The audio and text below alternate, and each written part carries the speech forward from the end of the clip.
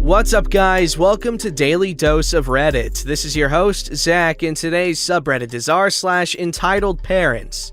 Alright, this story's called Entitled Mother Puts Her Children's Lives in Danger. This will be a long one. Backstory. I'm a volunteer firefighter in a small town with a population of around 18,000 people. My hometown is located near one of the biggest cities in my country. We have an artificial ice rink, where the ice is created by an ammonia cooling system. For anyone who doesn't know, ammonia is pretty bad stuff and can cause tracheal burns, bronchial and alveolar edema, and airway destruction if inhaled. So, since we knew about this, we often had training sessions with our fire departments on this sports facilities, practicing on how to deal with a worst-case scenario. So this happened last summer. We received the alarm with the text "strong odor in sports facilities" at location at around 7 p.m. To be honest, everyone that received this alarm knew exactly that a huge pile of poo just hit the fan. Since we're all volunteer firefighters, we weren't at our fire station, but had to drive there first. It took me about 4 minutes to put my shoes on, rush to my car, and drive to the station to gear up. We arrived at the location shortly after, and we could all smell the ammonia as soon as we left our truck. It was a bad stench that hurt your nose and immediately made you tear up. We all knew this was bad, and we were fully exposed to this hazardous stuff. Before we even got the order from our team leader, we geared up with respiratory protection devices. Those things weigh at around 33 pounds, and since it was around 90 degrees Fahrenheit, it was pretty warm. We realized pretty fast that we were way understaffed because it was in the middle of the week and around 5 junior football, or soccer, teams were currently training on these sports facilities. Somewhere around 200 kids and a few of their coaches. So we received orders from our fire chief, guy in charge, Squad 1, OP in charge, set the perimeter for in a danger area and decontamination. They include a bird's eye view of the whole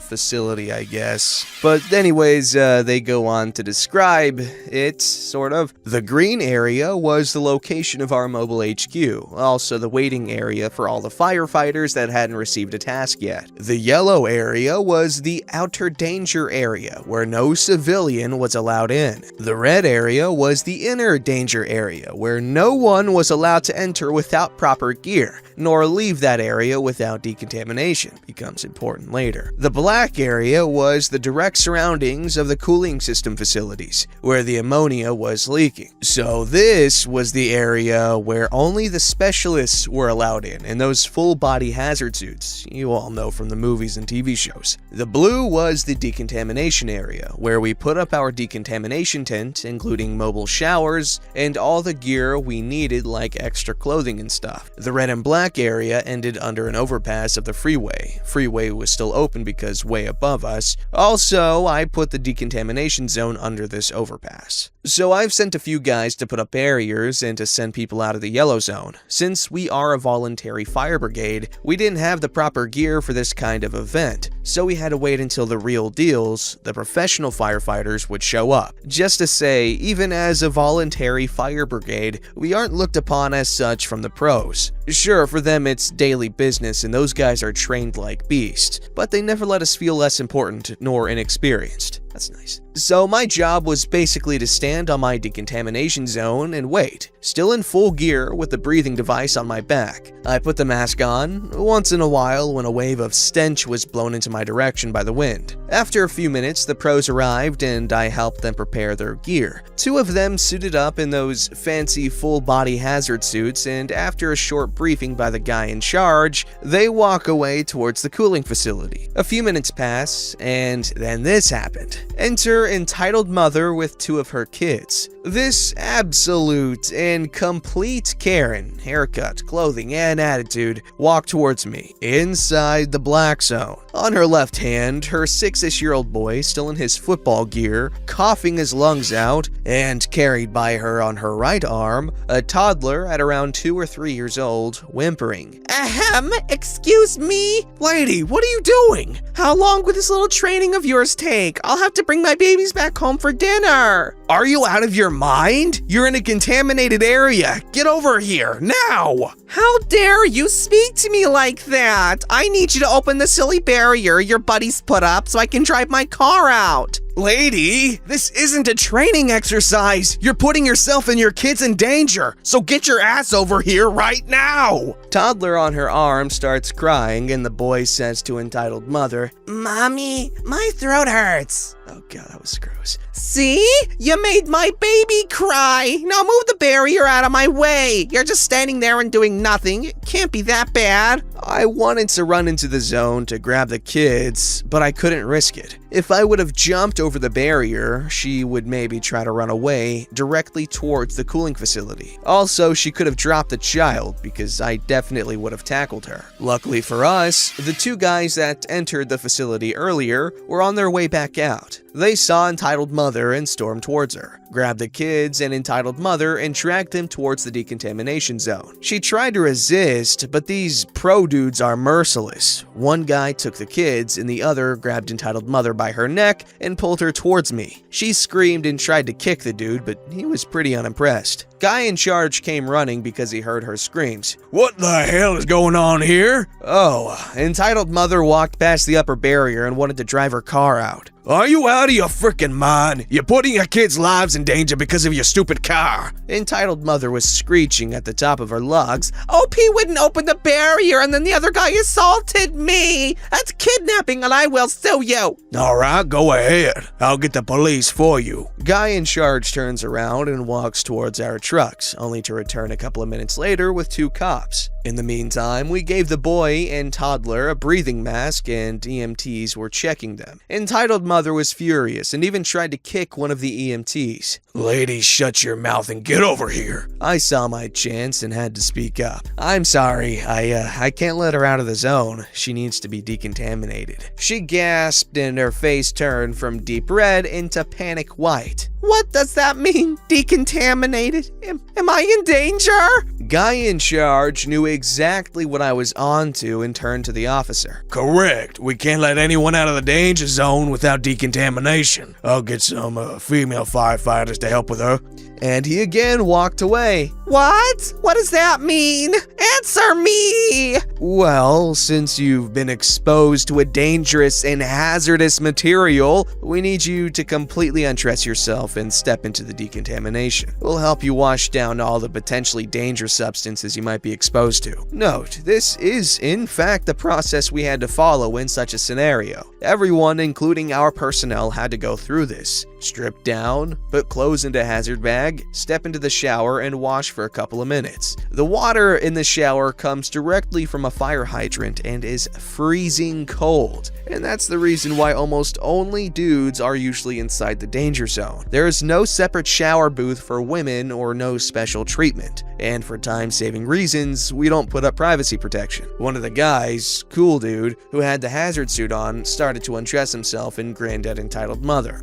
Well, I can wash down your back if you want. Entitled mother was speechless and in pure shock. You can't do that! I have rights! Sorry, lady. Can't help you. That's the procedure. You put this all on yourself. Entitled mother was shaking and in tears. She suddenly lost balance and almost fainted. Cool dude catches her so she would fall to the ground. Guy in charge comes back after a short time. Sorry, lady. Bad news. All female firefighters are currently taken by other tasks. She stared at Guy in charge and almost hyperventilated. She couldn't say a single word. We all saw how bad this was and Guy in charge broke our charade up. Good news, we resolved the situation and you're no longer in danger. But the EMTs will take your kids to a hospital just to be sure. I jumped over the barrier and helped entitled mother back up. Cool dude and me escorted her to the police officers since they wanted to chat with her. Cool dude didn't press charges even if she kicked him multiple times. Neither did the EMTs. A few weeks later, I saw one of the police officers again at another emergency, and we had a small chat. He told me that they pressed charges because of her endangering her kids. I don't know what the outcome was, but usually this leads to a huge fine and some visits from child services. Unfortunately, we have to deal with that kind of people way too often, so if you ever see a firefighter or EMT at work, show them the respect they deserve. Hoped you like my little story and thanks for reading!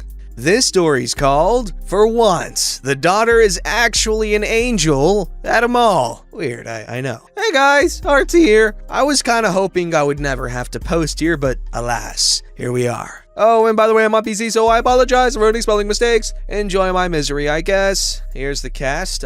Entitled Mother. Me, a 14-year-old with many problems. A lot of problems. Sweet girl. Security. Jake, an actual legend. Anyways, on with the story. So this happened on Sunday, February 23rd, 2020, and it got me very, very, very annoyed. That's actually the day I flew back here. I went to a mall that's near my house with my friend, who we'll call Jake, and he is an actual legend. He's always been there for me no matter what. He's amazing. Anyways, I was wearing a Colorado Rams hoodie, which is extremely warm, important later, and a Volcom t-shirt with a pair of ripped jeans, a beanie, and fingerless gloves, and a ring that extends over my finger. Hot topic. So Jake and I ride ripsticks a ton, and we decided to ride them there. And when we got there is when the fun starts. Yay! We ride up to the doors and jump off, picking up our ripsticks and walking inside when a little girl, sweet girl, comes up to us and looks at our boards and says, Wow, those are cool. Can you ride them?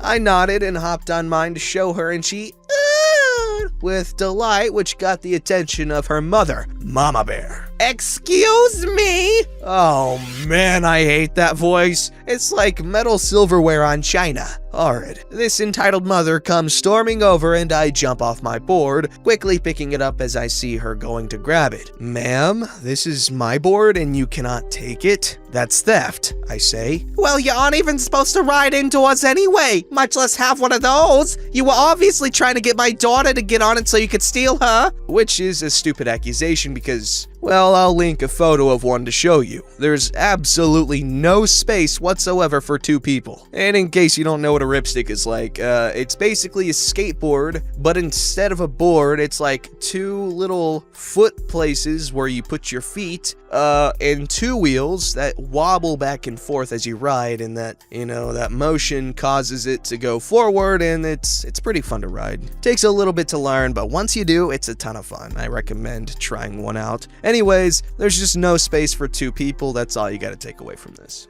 Jake and I just both started laughing, and I said, yeah, like that would even work. Entitled mother said, You need to get out of this mall because I'm the manager. Sure, Jake said. Karen turned manager. What have we come to? We both laughed again and walked off with a fuming entitled mother watching us go. Oh, you thought the story ends here. So did I. We were both wrong. Later on, Jake and I were buying ourselves vans from a place we'll call Sumi's. I was buying the rainbow vans, aka the gay vans, and Jake was buying a pair that were like mine, just black and white, and I had taken off my hoodie because I was sweating, and guess who walks up behind us in line? Mama Bear and Sweet Girl. Entitled mother notices my vans and makes a disgusted noise and says to Sweet Girl, Gays are diseases. They should be killed. Oh no, she didn't. No, she freaking did not. I turned around right after Jake did to see Jake getting in her face and saying very quietly, Don't you dare say that, ever! I will personally beat the ever-living crap out of you, bench. Leave us the hell alone. As I said, Jake is a legend. I give her the middle finger and turn back around when I hear, Young man, cover up your scars. I will not have to show those to my innocent baby. As I said earlier, I have some serious problems and I cut myself a lot. Sad to say, but it's true, and I have some seriously gnarly scars lining my arm. At this point, we had had enough, and so had the cashier. And the cashier said, Ma'am, I'm gonna have to ask you to leave for harassing these two customers. Entitled mother literally threw a fit, like a 3-year-old, and sat down on the floor, arms crossed, red face, wailing like a banshee. The cashier unclipped a walkie-talkie and spoke into it and said, Hey, can we get security to Sumi's? Thanks. About a minute later, 2 security officers arrive and walk straight up to the cashier, and they talk for a second. After they turn around, pick up entitled mother, and literally carry her out the door. Sweet Girl turning to us, saying a quick, Sorry, and leaving after her mother. After that, we just walked around for a bit and left. Happy ending, I guess. Thanks for reading my anger. Also, if you have any negative comments about gays or anything, keep them to yourself, please. I don't want or need that. This story's called Entitled Mother Thinks She Can Swap Her Children's Father as Easy as She Can Her Boyfriend. Sorry if there are any format issues on mobile. My story begins 8 years ago when I started seeing my now ex, Entitled Mother. She has a daughter that we will call Sally. When Entitled Mother and I got together, it seemed perfect except for one thing. Sally's dad seemed to never want to see his daughter. Me being the caring person I am, that was raised by a step-parent, gladly stepped up and became daddy. Time went on, we had a son, more time went on, and I started to see how manipulative she is and all around crazy. I decided to break it off with her. 1 month later, she tells me she's pregnant, and being the logical person that I am, know that babies don't save relationships, but was there for her every step of the way during pregnancy, and gladly have both of my sons every other weekend and holidays, as well as 4 weeks during the summer. Enter her new boyfriend. I noticed my now 2-year-old son calling her boyfriend daddy, and after talking to her about this and trying to reason with her that she's confusing our youngest son, it clicks in my head and I'm overcome with guilt as I now realize I was used to push her daughter's father out of the picture, and she is now trying to do the same to myself. Luckily, he wasn't hard to track down. I spoke with him on the phone about everything that happened and apologized over and over again for being blind enough to be able to be used like that, and am now letting him see his daughter after 7 years because I was smart enough to get a parent plan, and his daughter comes over to my house with my sons. Entitled Mother doesn't know yet, but we are both taking her to court and doing whatever we can to get our children away from her. We'll update if people want, and we'll respond to any questions and comments that I can. And he basically says thanks for the encouragement, and he'll update as he can, but it goes slow because that's court. I will definitely update when I get the two of them together. Multitudes of father every day are living the hell that this man has. I can't even claim to know how he feels because I am fortunate enough to still be able to see my children and his. This one is for you guys. There is hope for a father's justice. Don't forget to like, subscribe, and hit that bell to never miss an episode.